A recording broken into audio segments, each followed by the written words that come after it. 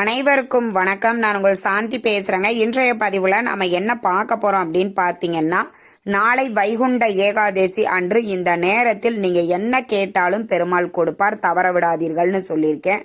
அது என்ன நேரம், அந்த நேரத்தில் நம்ம என்ன கேட்க வேண்டும், எப்படி கேட்க வேண்டும் அப்படிங்கிறத பற்றி தான் இந்த பதிவில் நாம் தெளிவாக பார்க்க போகிறோம்.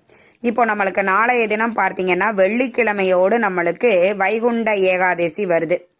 பெருமாளுக்கும் மகாலட்சுமிக்கும் உகந்த நாட்களில் வருவது மிக மிக சிறப்பான பலன்களை நம்மளுக்கு கொடுக்கும். இந்த நாட்களில் நீங்கள் செய்யக்கூடிய வழிபாடுகள் பரிகாரங்கள் அனைத்திற்குமே நம்மளுக்கு 2 மடங்கு அதிகப்படியான பலன்கள் கிடைக்கும், உடனடியாக கிடைக்கும். அதே மாதிரி பார்த்தீங்கன்னா இந்த வைகுண்ட ஏகாதசி அன்று மட்டும்தான் சிறப்பான ஒரு விஷயம் நடைபெறும். எல்லா பெருமாள் கோவில்கள்லையும் இந்த பரமபத சொர்க்கவாசல் திறப்பு அப்படிங்கிற ஒரு நிகழ்வு எல்லா பெருமாள் கோவில்கள்லையும் நடக்கும். இதில் ஸ்ரீரங்கத்தில் ரொம்ப விமர்சனையாக ரங்கநாதர் அப்படியே அந்த பரமபத வாசல் திறந்து வருவார். அவர் பின்னாடியே நம்ம வருவது நேராக நம்மளை கொண்டு போய் வைகுண்ட பதவியை அடைய வைக்கும். பொதுவாகவே இந்த வருடம் முழுவதும் நம்மளுக்கு 24 அல்லது 25 ஏகாதசி வரும். இந்த ஏகாதசியில நம்ம விரதம் இருந்து பெருமாளை வழிபாடு செய்யாவிட்டாலும் கண்டிப்பா இந்த வைகுண்ட ஏகாதசி அன்று பெருமாளை விரதம் இருந்து வழிபாடு செஞ்சோம் அப்படின்னா கண்டிப்பா நம்மளுக்கு வைகுண்ட பதவி அப்படிங்கிறது கிடைக்கும். அப்போ நம்ம மேல எல்லாருமே நரகத்துல நிறைய பேர் இருக்காங்க, சொர்க்கத்துல யாருமே இல்லையே அப்படின்னு புலம்பிட்டு இருக்கும் போது எல்லாரும் போய் தேவர்கள் விஷ்ணுகிட்ட கேட்டிருக்கிறாங்க. இப்போ சொர்க்கத்திற்கு யாருமே இல்லையே, அப்ப கலியுகத்துல எல்லாருமே நரகத்துக்கு தான் போவாங்களா அப்படின்னு.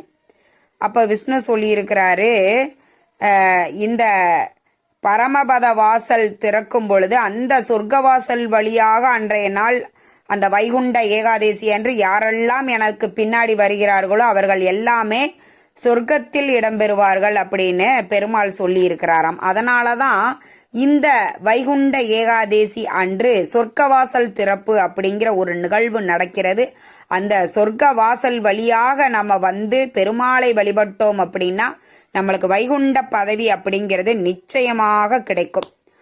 அதே மாதிரி இந்த ஏகாதசியில நம்ம விரதம் இருந்து பெருமாளை வழிபட்டோம் அப்படின்னா கண்டிப்பா நாம என்ன கேட்டாலும் கிடைக்கும். அந்த விரதம் இருக்கக்கூடிய முறைகள் என்ன அப்படிங்கிறத நான் எல்லா பதிவுலையும் சுருக்கமாக சொல்லிட்டு வரேன். ஏன்னா ஒரு சிலர் ஒரு வீடியோ பார்த்துருப்பாங்க, ஒரு சிலர் பார்த்துருக்க மாட்டாங்க. அதற்காக நான் ஒவ்வொரு பதிவிலையும் அதை ஒரு சின்னதாக நான் சொல்லிடுறேன். இன்று இரவு உணவை தவிர்க்க வேண்டும், கட்டாயம் நீங்கள் உணவு எடுத்துக்கொள்ளக்கூடாது. நீங்கள் ரொம்ப மருந்து மாத்திரைகள் எடுத்துக்கிறீங்க, ட்ரீட்மெண்ட் எடுத்துக்கிறீங்க அப்படின்னா உப்பில்லாத உணவு, ரொம்ப எளிமையாக ஜீரணமாகக்கூடிய உணவை எடுத்துக்கொள்ளலாம்.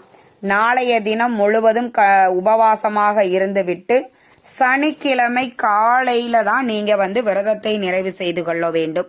பாரணை அப்படின்னு சொல்லுவாங்க. அந்த பாரணை பண்ணும்போது நெல்லிக்காய், சுண்டக்காய், அகத்திக்கீரை இது 3 பொருட்களையும் நீங்க கண்டிப்பா அந்த உணவுல சேர்த்து கொள்ள வேண்டும். நீங்க விரதம் இருக்கக்கூடிய நாட்கள்ல வெறும் துளசி தீர்த்தத்தை மட்டும்தான் எடுத்துக்கணும். இடையில பால், பழம் அது மாதிரி எடுத்துக்கொள்ள கூடாது. நல்லா திடகாத்திரமா இருக்கிறீங்க, என்னால விரதம் இருக்க முடியும் அப்படின்னா அப்படி எடுத்துக்கோங்க. இல்லாம நான் கொஞ்சம் மருந்து மாத்திரைகள் ட்ரீட்மெண்ட் எல்லாம் எடுத்துக்கிறேன், என்னால சாப்பிடாம இருக்க முடியாது அப்படிங்கிறவங்க வெறும் பால், பழம் சாப்பிட்டு இந்த விரதத்தை இருக்கலாம். உங்கள் உடல்நிலையை பொறுத்து நீங்க விரதத்தை தேர்வு செய்து கொள்ளுங்கள். நான் நிறைய எப்ப விரத பதிவு நான் போட்டாலும் அதை தான் சொல்வேன். உங்களுடைய உடல் நிலைக்கு ஏற்றவாறு நீங்க தேர்வு செய்து கொள்ளுங்கள். அப்படி நீங்க விரதம் இருந்து பெருமாளை நாளைய தினம் கண்டிப்பா உங்க வீட்டிற்கு அருகில் இருக்கக்கூடிய பெருமாள் ஆலயங்களுக்கு போனீங்கன்னா சொர்க்கவாசல் திறப்பு அப்படின்னு அந்த ஒரு பரமபத வாசல் அப்படின்னே வச்சிருப்பாங்க. அங்கு வரும்பொழுது இப்ப நான் சொல்லக்கூடிய அந்த நேரத்துல நீங்க செய்யணும். நீங்க எப்ப நாளைய தினம் நீங்க சொர்க்கவாசல் எப்ப திறக்கிறாங்க அப்படின்னு கேட்டுட்டு அதிகாலையிலேயே பிரம்ம முகூர்த்த நேரத்திலேயே அவங்க சொர்க்கவாசல் திறந்துருவாங்க. அப்படி நீங்க சொர்க்கவாசலை திறந்து அந்த சொர்க்கவாசல் வழியாக வரும்பொழுது அந்த சொர்க்கவாசலை மிதிப்பீங்க பாத்தீங்களா, அப்போ அந்த நேரத்துல பெருமாள் கிட்ட உங்களுடைய வேண்டுதல் கோரிக்கைகள் என்னவோ அதை வந்து நீங்கள் பெருமாள் கிட்ட மனமுருகி பிரார்த்தனை பண்ணிக்கோங்க. அப்படி பிரார்த்தனை பண்ணிட்டு பெருமாளை சேவிச்சுட்டு வாங்க. கண்டிப்பாக நீங்கள் என்ன வரம் கேட்டாலும் பெருமாள் கொடுப்பார். குழந்தை வரம் வேணும், சொந்த வீடு கட்டணும், தொழிலில் வியாபாரத்தில் விருத்தி அடையணும், முயற்சிகள் செய்யணும், தொழிலில் வந்து நாங்கள் முன்னேறணும் அப்படின்னு என்ன உங்களுடைய வேண்டுதல்கள் கோரிக்கைகள் இருக்குதோ அதை வந்து அந்த பரமபத வாசலை மிதிச்ச அந்த நொடியில் நீங்கள் பெருமாளை நினைத்து பிரார்த்தனையை பண்ணிட்டு அதற்கப்புறம் அந்த வாசல் வழியாக வந்து பெருமாளை வழிபாடு செஞ்சுட்டு அதற்கப்புறம் நீங்கள் வீட்டிற்கு வந்து உங்களுடைய அன்றாட வேலைகளை நீங்கள் பார்க்கலாம். தவறாமல் இந்த சொர்க்கவாசல் நீங்கள் எப்போ அந்த என்ட்ரன்ஸை வந்து காலை வைக்கிறீங்களோ அப்போவே நீங்கள் பிரார்த்தனை பண்ண ஆரம்பிச்சிடணும். அங்கேயே நின்று ஒரு 2 செகண்ட்ஸ் நீங்கள் அந்த வாசலில் நின்று அந்த பரமபத வாசலில் நின்று பிரார்த்தனை பண்ணிட்டு அதற்கப்புறமாகத்தான் வெளியே வர வேண்டும். வெளியில் வந்து அப்படியே பெருமாளை போய் சேவிச்சுட்டு அப்படியே நீங்கள் வீட்டிற்கு வரலாம். இப்படி நாம் வழிபாடு செஞ்சோம் அப்படின்னா பெருமாள் அந்த பரமபத வாசலில் நின்று யார் என்ன வேண்டிக்கிறாங்களோ அது அப்படியே கிடைக்கும். அதனால தான் அந்த நேரத்தில் நீங்கள் எந்த நேரத்தில் வேணாலும் போகலாம். இது குறிப்பிட்ட நேரமெல்லாம் கிடையாது. ஒரு 6 மணிக்கு போகிறோம், 7 மணிக்கு போகிறோம், 10 மணிக்கு போகிறோம். ஏன்னா அந்த நாள் முழுவதும் அந்த பரமபத வாசல் வந்து திறந்து தான் வச்சுருப்பாங்க. இதை வந்து ஸ்ரீரங்கத்தில் ரொம்ப விமர்சனையாக பண்ணுவாங்க. ரொம்ப பெரிய திருவிழாவாக அவங்க வந்து பண்ணுவாங்க. ரங்கநாதர் வந்து அப்படியே அந்த பரமபத வாசலை தாண்டி வரும்பொழுது மேலே வந்து தங்கத்தில் பள்ளி வச்சுருப்பாங்க. நீங்கள் ரங்கநாதர் கோவிலில் நீங்கள் பரமபத வாசல் வழியாக வர்றீங்கன்னா நேராக அந்த மேலே பள்ளியை பார்த்துட்டு அந்த பரமபத வாசலில் மிதிச்சுட்டு பெருமாள் கிட்ட உங்களுடைய பிரார்த்தனையை முன் வச்சுக்கோங்க. இந்த ரங்கநாதர் கோவிலில் ஸ்ரீரங்கத்தில் வந்து பார்த்தீங்கன்னா 10 நாள் திறந்து வச்சுருப்பாங்க.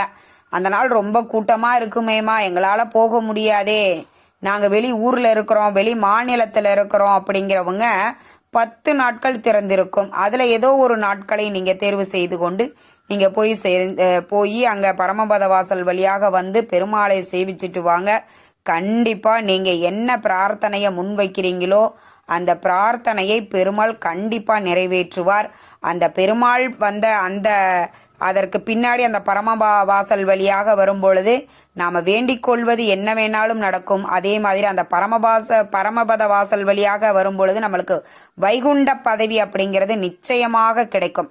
சொர்க்கம் அப்படிங்கிறது நம்மளுடைய புண்ணிய காலம் இருக்கும் வரைக்கும் சொர்க்கத்தில் இருப்போம். அதற்கப்புறம் மறுபடியும் நம்ம பூமியில் பிறந்துருவோம். வைகுண்ட பதவிக்கு போயிட்டோம் அப்படின்னா மறுக்க பிறப்பே கிடையாது. அதனால தான் வைகுண்டமே கெதி அப்படின்னு நாம் கிடக்கிறோம். அதுவும் இந்த மார்கழி மாதத்தில் வைகுண்ட ஏகாதேசி பெருமாளுக்கு உகந்தது, ஆருத்ரா தரிசனம் சிவனுக்கு உரியது.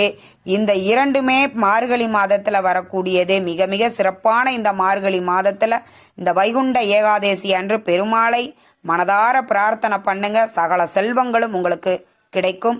இந்த தகவல் உங்களுக்கு ரொம்பவுமே பயனுள்ளதாக இருந்திருக்கும்னு நினைக்கிறேன். வீடியோ பிடிச்சிருந்தா லைக் பண்ணுங்க, ஷேர் பண்ணுங்க, கமெண்ட் பண்ணுங்க. இந்த பதிவை உங்களுடைய உற்றார் உறவினர்கள் நண்பர்களுக்கும் ஷேர் பண்ணுங்க. அவங்களும் பார்த்து பயன்பெறட்டும். நன்றி, வணக்கம்.